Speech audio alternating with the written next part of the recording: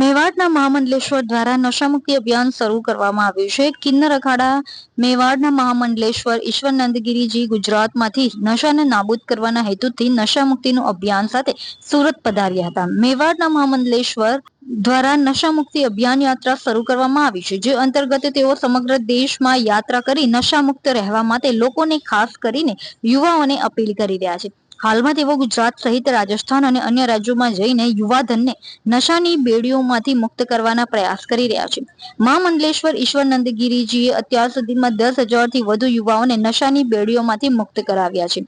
સુરતમાં આવીને તેમને યુવાઓને નશા મુક્ત રહેવાની સમજણ આપી છે અને નશાની બેડીઓમાં જકડાયેલા યુવાઓને નશાથી દૂર રહેવા માટે અપીલ કરી છે. તેમણે નશાનો કારોબાર કરતા લોકોને પણ આ ધંધો બંધ કરવા માટે માર્ગદર્શન આપ્યું છે.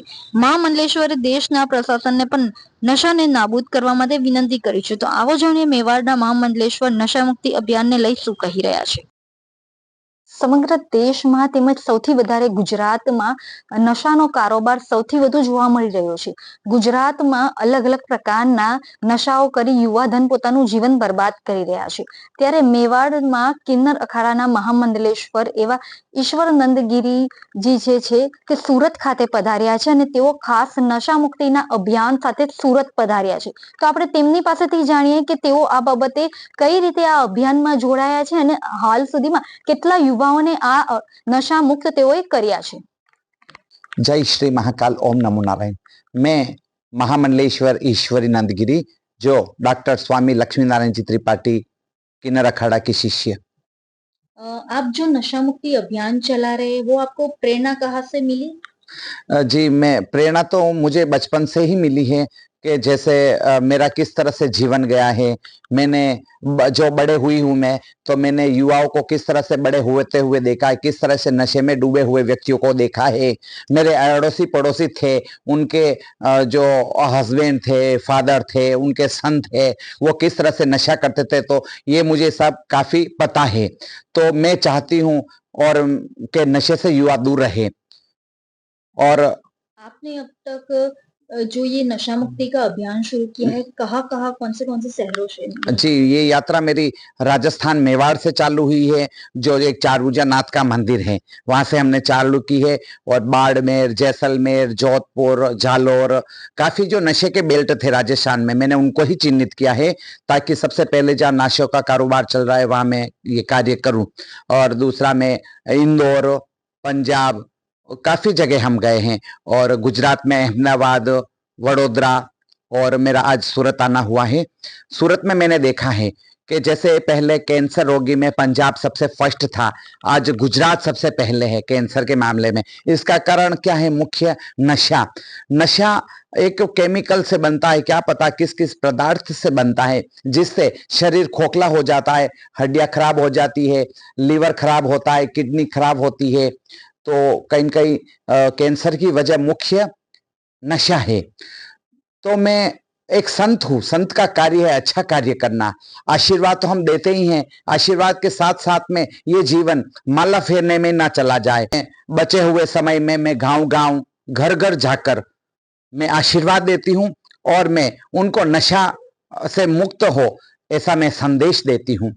प्रशासन से तो मेरा विशेष निवेदन है, क्योंकि प्रशासन अगर कठोर कार्रवाई करता है तो ये इन चीजों पर रोक लग सकती है। अगर प्रशासन पहले, अगर इतने वर्ष पहले ही अगर अपनी सही तरीके से अपनी कार्रवाई करते आता तो शायद ऐसा नहीं होता। आप देख रहे हैं कहीं कहीं प्रशासन में भी ऐसे भ्रष्ट अधिकारी हैं जो रिश्वत लेकर इन कार्यों को आगे करवा रहे हैं। तो मेरा प्रशासन में जितने भी अच्छे व्यक्ति हैं उनसे हाथ जोड़कर निवेदन है, जैसे आपके बच्चे हैं वैसे ही दूसरों के बच्चे हैं। जो दूसरों के बच्चे हैं उनको भी आप अपने बच्चे ही देखकर जो नशा बेच रहा है उनको जल्दी से जल्दी पकड़िए और गिरफ्तार करिए और नशा बेचना बंद कराइए, नहीं तो देश का युवा धन नशे में डूब जाएगा। और फिर अपन जैसे कल्पना करते हैं विश्व गुरु की, तो विश्व गुरु कैसे बनेगा अपना भारत देश अगर नशे में डूब जाएगा। तो काफी ऐसे व्यक्ति थे जिन्होंने बताया कि ये नशा बेचते हैं, बहुत पैसे वाले हैं, माता जी इनसे मिलिए आपको दक्षिणा मिलेगी। तो मैंने कहा ऐसी दक्षिणा हमें नहीं चाहिए। और मैंने उनको काफी समझाया कि आप पैसे कमाना है तो सूरत में काफी टेक्सटाइल मार्केट है, हीरा के व्यापार है, बहुत बड़े बड़े व्यापार है। अगर मोटी रकम कमानी है तो आप अच्छा व्यापार करके कमा सकते हैं, पर वो तो कहते हैं प्रशासन हमारी जेब में है, पुलिस हमारी जेब में है। तो मैं प्रशासन और पुलिस को पूछती हूँ, क्या आप उनकी जेब में है? जो वो ऐसे 2 कौड़ी के व्यक्ति बोल रहे हैं, नशा बेचकर युवा धन को खराब कर रहे हैं। इसलिए मेरा प्रशासन, एसपी, कलेक्टर, जो भी बड़े पद पर जो अधिकारी है, उनसे ये महामंडलेश्वर हाथ जोड़ती है और आप जल्दी से जल्दी नशे पर कड़ी कार्रवाई करिए और सूरत को नशा मुक्त सूरत बनाइए। जैसे सबसे पहले सफाई के अभियान में इंदौर भारत में फर्स्ट स्थान पे है, वैसे ही मैं चाहती हूँ मेरा सूरत सबसे प्रथम नंबर पर आए नशे से दूर रहने में।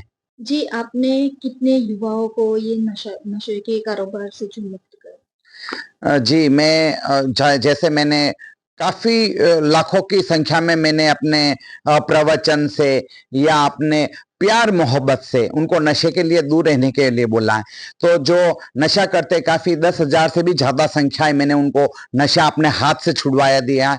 हाथ से जल देकर मैंने उनको सौगंध खिलवाई है ईश्वर की, अपने माता-पिता की, और काफ़ी युवा ने, जैसे मैं आंकड़ा तो फिक्स नहीं बोलती, पर फिर भी 10,000 से ज़्यादा ही होंगे। और जो नशा ज्यादा करता है और नशा नहीं छोड़ सकता है, उनको हमने नशा मुक्ति केंद्र में भी भेजने का कार्य किया है और हमारी दक्षिणा में से भी पैसे दिए हैं। उनके पास पैसे नहीं है तो हमने दिए हैं और देंगे।